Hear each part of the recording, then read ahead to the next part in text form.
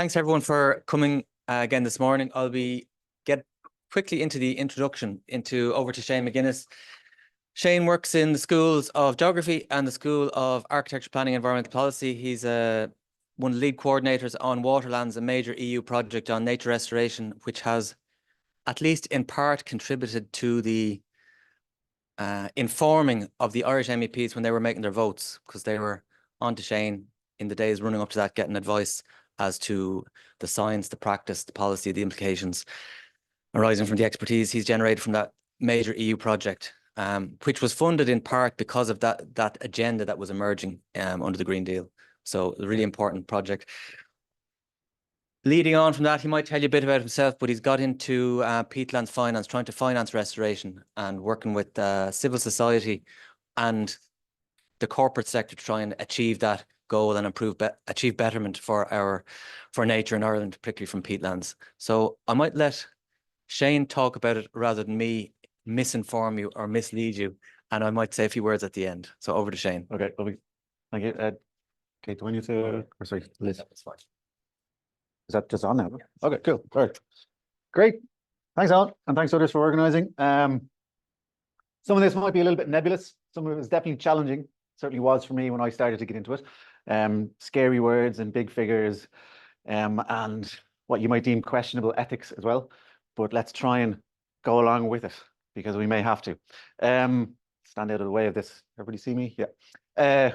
So back in 1999, McAfee talked about nature needing to pay its way as a world currency, and that in order to conserve it, we need to put a value on it, and we need to allow it to pay us back in some way. Whereas what I would rather reframe it as is back to the first slide, which is paying nature's way. So paying nature to give us those services as a valued participant in this, I suppose. Brief overview to WaterLANDS. So I'll be talking about the two projects today. One is WaterLANDS and the second is Peatland Finance Ireland. The first, WaterLANDS, is a very large project, as Owen alluded to, 5 years, 32 partners, big money, and it's clustered with 3 other projects as well that are just as big in scale and in partners and in longevity as well. So it has great ambition. The main ambition is transformational change. It is probably too ambitious to achieve that in 3 or 4 years. So what we're aiming for is a trajectory towards transformational change. And the important point here is that in previous projects, you would have got the predominance of academic institutions, whereas now our project, of the 32 partners, we have almost equal representation of academic and non-academic partners. And that includes government agencies, it includes environmental NGOs, it includes community organizations as well, and indeed state departments. So those who are working on the ground, who own the land, who can make big decisions on what to do with the forestry, the wetland, or whatever. Like I said, lots of ambition, 10,500 hectares of restoration by 2026. That all has to be started by this year, and it already is, so we're a little bit ahead. Importantly, our definition of restoration is not just blocking drains or recovering the ecology, which is important and it's part of it, so improving the condition and function, but equally is establishing supportive governance, again, the nature restoration law, bigger policy and bigger strategy, whether it's local, multinational, or indeed entire regions. And then also supporting healthy communities, because ultimately, if you don't have communities on board, you don't have that support, you may get objections from a pragmatic perspective, and your restoration either doesn't happen, takes longer, costs more money. The important point at the bottom here, though, is that all of this does cost money. We don't live in a socialist utopia just yet. So at the moment, we need to engage with that large neoliberal capitalist society that we all lie in and benefit from, research included. So it will require long-term finance to do this. And as a result, we have an entire work package dedicated to this. So basically, a quarter of our work is looking at mobilizing blended finance, not just for the next 4 years, but for the next 20 years. And for peatlands, the ask that we're making is for the next 30 years minimum. So our project level is not for 5 years or 10 years. I had a discussion with an investor yesterday who was talking in 10-year terms and thought they were amazing. And we said, well, actually triple it, please, if you can. Lots of specific objectives around this. One is defining the financial and economic models already in place. Are they working? Are they not? The second is to test new financial instruments. Is it very novel, or actually is it an amalgamation, a chimera of some of the others? And then find and identify those pathways for scaling up this restoration. So not simply in this one location, but around that location further, or in similar sites elsewhere, like polka dots. We have lots of different ways of doing this. We have 6 different sites in WaterLANDS, and almost all 6 of them now have developing financial instruments in place. So with the Eames-Dollard Estuary in the Netherlands, we're going big picture, government embedded. So we're talking to local government, in fact, 2 different local governments, because it's transboundary between local authorities, but it's also international in nature, because that estuary separates the Netherlands and Germany. So in order to make big financial decisions and make long-term plans, you need to take your time and get all those signatures in place. So the financial side of that has actually been 12 signatures thus far, but really important signatures, and therefore commitment that you can plan forward with instead of making it up as you go along. The second is Venice Lagoon. So obviously huge pressures in terms of tourism, but also vitally important in terms of the protection of that tourism asset. So the approach we're taking there is through what we call micro contributions. So every night of accommodation in a hotel or in a campsite, €1 or a proportion of that fee is redirected towards restoration. Tiny amounts of money individually, but it's Venice, and a lot of people go there and spend there. So actually, in the long term, it is very large amounts of money, and importantly, it is annual. It is not going anywhere. It's not a single large grant that you then have to go and get in 5 years' time. It's long term. Back to that, the nature of these projects needing to be long term. The Parnu catchment in Estonia, again, very, very large. This is one of our largest restoration projects. The problem there is that it is currently very productive in terms of forestry. And also that forestry is also hugely valued by local people. So the sell we're making to them is tricky, because you're asking them to change their landscape and indeed parts of their society in terms of hunting and everything else. But also you're challenging embedded economic models. So we need to ensure that we're offering something that offsets that opportunity cost, and that respectfully incentivizes that change and doesn't just ask you to lose out, but that we're asking you to change, and we're going to pay nature for that. So in particular there, we're looking at something along the lines of a biodiversity credit. Carbon over there is a little bit tricky because there's so many different interests. And actually, when you re-wet some of this land and you remove the trees, there might actually be a carbon slump. In fact, there definitely will be in these areas. So that just goes to show that you can't rely on the same set of ecosystem services everywhere. The Great North Bog, again, huge in scale. Back to the signatures bit, I suppose, with this one, because there are 6 different peatland partnerships in that area.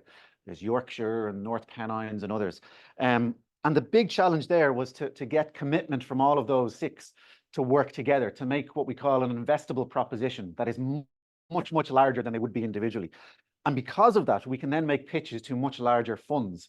And they're not looking at that in terms of making a profit through the tradable carbon credits. They're looking to invest their money and put the funds in the bog bank, I suppose, where they know that the value of whatever they have there isn't going to go down. It definitely won't in terms of the ecosystem services. And the scales of that are enormous, in the billions and trillions. You're looking at reinsurance schemes, you're looking at sovereign wealth funds. So if you can offer objective scalability for these schemes, then the interest is certainly there. One of our smallest sites is the Dragoman Marsh in Bulgaria. The way we're looking at that is actually through something that has been working in Ireland for the last 20 years, which is results-based payment schemes for agricultural activities. So in Ireland, you might be familiar with the Burren project or Life IPs across the country, or the EIPs, whether it's Bride or Farm Peat or the Hen Harrier or the Pearl Mussel. They all pay farmers or pay land users to change those management practices, and then respectfully incentivize that change. Now, sometimes not to the degree it needs to be to motivate that change. So what we're looking at there in Bulgaria is trying to set up a system around that wetland that actively incentivizes this. Now, we asked them about their Common Agricultural Policy Strategic Plan. You know, have you got RBAPs, results-based payments, in place? Absolutely not. Have you got some kind of even broad brush environmental payments for farmers? Almost none whatsoever. So they are where we were 20 years ago. So in a way, it's good that there's a blank canvas and we can advise on the do's and the don'ts for that. But there's a lot of work to do on that one. And the last one is Ireland, and in particular linked with Peatland Finance Ireland. So I'll get into that now.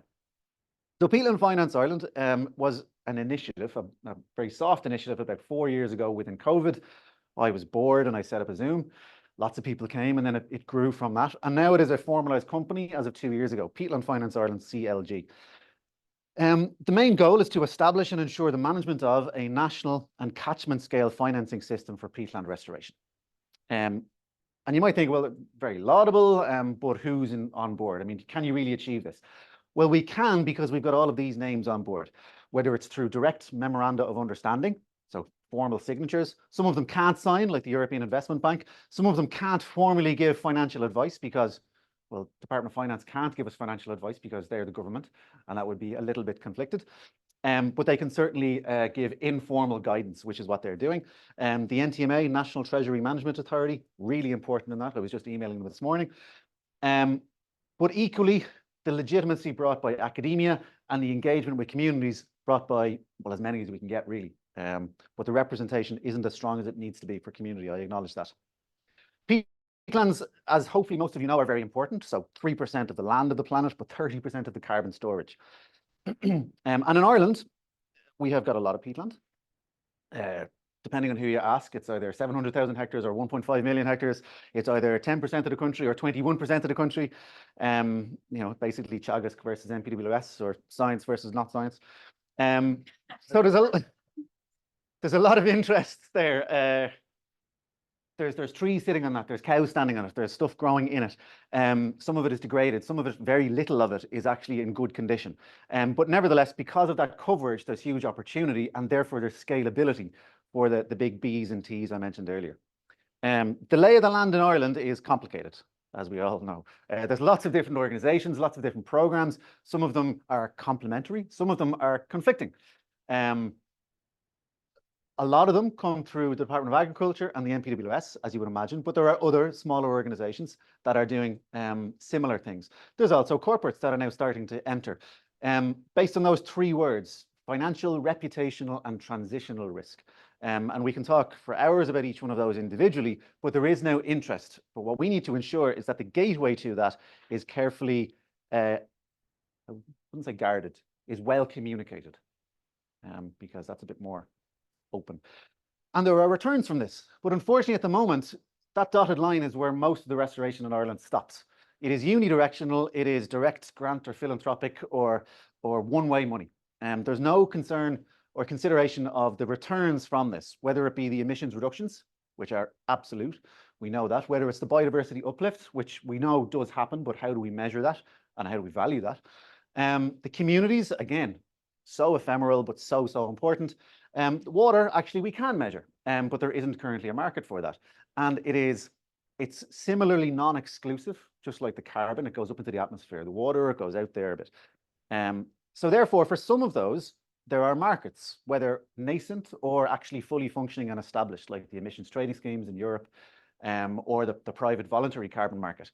For others, there are costs of compliance associated with that. So for biodiversity, think of all the directives that we are meant to be adhering to, and that currently we are paying fines for failure to adhere to, or we're paying legal fees to battle that in the European Courts of Justice.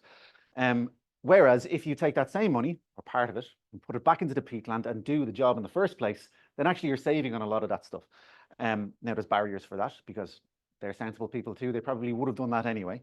So there's reasons why they haven't. And then more specifically in terms of the processing costs, I suppose. So for water, that would be the cost of treatment or the prevention of floods. So there are much more specific business cases we can make depending on the sector and the ecosystem service. But then the really soft stuff, which I would say is the most important, but is definitely the least quantifiable and the hardest to sell, is the well-being, the rural employment, the placemaking, the culture, the spirituality, the amenity value of these areas. There is more talk of that, especially at corporate level, because they're being told you have to report on this.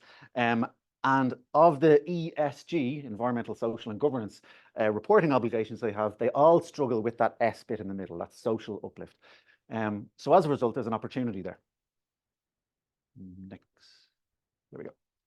This is the one slider for Peatland Finance Ireland. So basically looking at trying to channel or blend public investments, emissions reductions targets, and commercial finance, again, all available, through the various pilots that we're now developing across, I say energy, but it's actually post-energy. So if you think of peat extraction areas being changed to some other land use. Forestry, again, a huge amount on peat soil that is currently emitting an awful lot. Yes, sequestering in terms of timber, but it's pretty much flatlining. Water, as I mentioned, and then agriculture. Agriculture really being the key, I would say. In the wider countryside, the scale is enormous, but it's hugely fragmented. And even in comparison to Scotland, where you might have thousands of hectares owned by a single Lord, what's his name, and if you get him on board, usually him, and make that decision, then you can do a huge amount of work with that. In Ireland, that same 1,000 hectares, you're probably dealing with 100 or more farmers, or land users, or commonage users, or turbary rights. So it's messy. And this is linked to regulation. And this is one of the things that investors, when we were doing the focus groups with them years ago, had said to us, that it can't be independent from what is coming down the tracks, because they're long-term people and they have share prices to look after. And they know that they're going to be forced, whether it's at national, European, or international or corporate level, to report on various things, to adhere to the Climate Action Plan, National Biodiversity Action Plan, if you're the stakeholders. At an EU level, like I said, lots of different directives involved, but also emerging stuff like the carbon removals, carbon farming and removal certification framework. And then the nature restoration law, which thankfully did pass, and Ireland was, believe it or not, instrumental in that.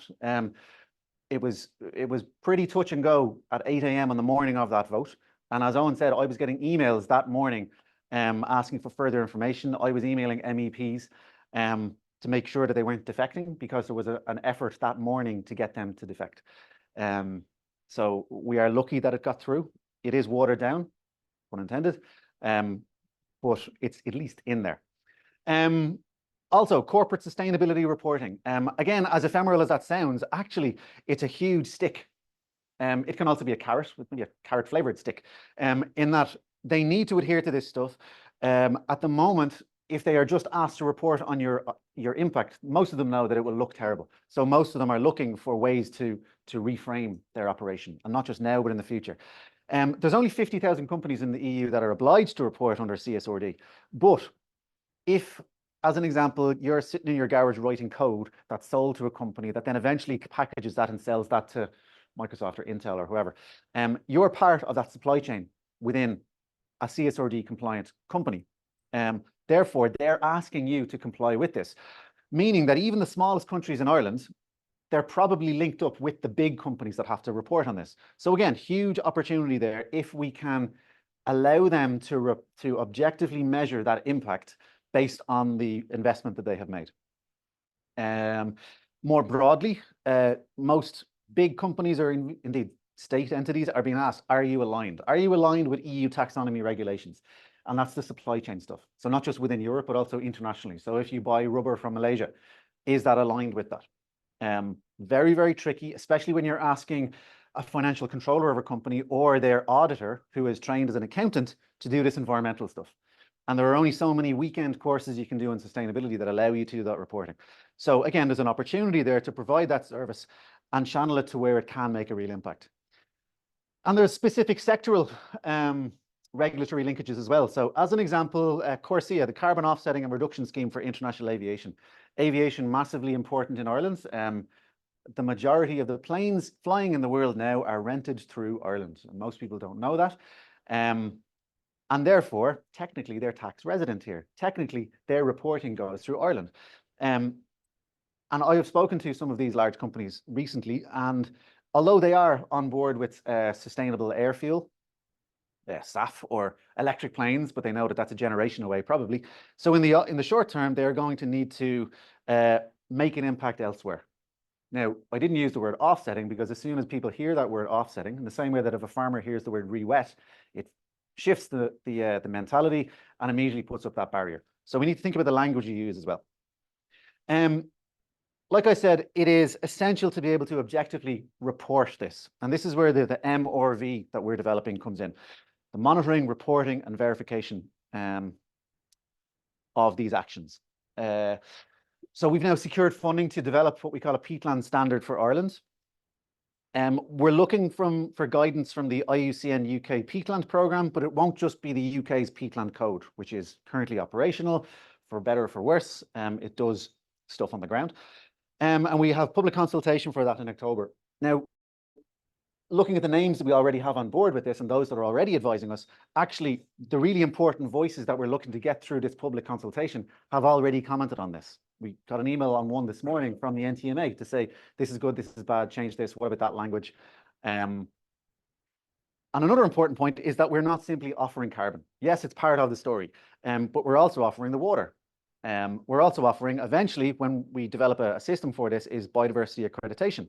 There's also ecosystem structure and function. There's flood reduction. There's fire risk reduction from all of this work, and the social and community as well, whether it's rural business, the jobs associated with the restoration alone, but also the amenity use of these areas. Ironically, if you make it wet, you may lower the amenity value. So more consideration required there. Yeah, I talked about that. This is a tricky one, right? Do we stack these ecosystem services or do we bundle them? And by stacking, I mean the true stack over here, which is sell the individual, you sell the carbon, or you sell the water to somebody else, or you sell the biodiversity to whoever else wants to pay for that. Or you ignore all of that because there's double counting issues there and there's huge amounts of reporting and measurement required, or you simply sell what's called an implicit bundle, which is big, uniform, holistic nature credit, which sounds fantastic, but actually when you go back to the auditor of that company, they'll say, well, I need to split it up anyway because I'm being asked to report in these individual bits. So what we're being told is that there's no value to that really, as nice as it is in 50 years' time. Right now, they need something more akin to that. So what we're now aiming for is a 10-penny bag. If anybody remembers a 10-penny bag. Okay. So a bag of sweets, a multi-credit bundle where you're offering that bag and you have to take everything in that. You might not like the licorice. You're only buying it for the jelly beans and the jellies or whatever it is. But you have to bring the other less desirable stuff along with you in the short term anyway, until you develop a taste for licorice. So this multi-credit bundle is now being offered where they can, yes, for sure, report each one of these individually internally with your CSRD obligations, but you have to take it all. You can't just choose to take the carbon. And in fact, you can't just choose to take carbon plus, which is what they're talking about. You know, these co-benefits of the carbon work we're doing. Again, reframing that so that it's not just carbon with other stuff, it's everything together, and you just happen to be reporting on the carbon. And then the last slide, I think I'm running out of time here, but the last slide here is certainty versus certainty. And I had a coffee meeting, was it, yeah, what day is today? Thursday. I had a coffee meeting yesterday morning with a scientist on one side of the table and an investor on the other side of the table. Certainty over there is very different to certainty over here, because the certainty on one side of the table was the academic who was looking for really solid confidence, really solid certainty in this, and it'll take him 2 years and a postdoc to achieve that certainty. Versus the investor on the other side of the table, and they're looking for it in maximum 6 months' time for their next board meeting, so that they can justify the spending to actually do the academia. So what we need, the problem is that with this profit-driven certainty, people have talked about the Wild West and the carbon cowboys out there at the moment, and it is. If you don't have that, what we would deem certainty, you run the risk of creating this basically subprime carbon market, where people are throwing money at stuff that is very poorly verified, and then one misguided article in The Guardian has it all toppling down, or at least has it all pausing for the next 10 years. Versus academic certainty, which moves at a snail's pace, which costs a huge amount of money, and which is, in traditional senses anyway, quite isolated from the rest of community or business. We're trying to change that. So unfortunately, in the short term, what that needs is someone to hold the hands and bring them a little bit closer together and allow them to play in the playground. Now, this literally yesterday boiled down to the figures. These are the actual figures. You don't know what they mean, though. But they were talking about 0.2, right? And these guys over here were talking about 0.8. And we're not looking for an average to say, okay, well, 0.5 makes sense, doesn't it? Because it doesn't make sense to either, and it doesn't make either side work.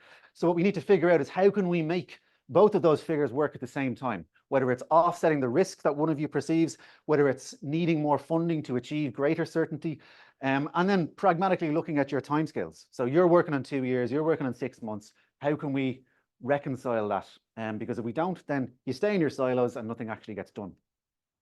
And that's me. I'll stop.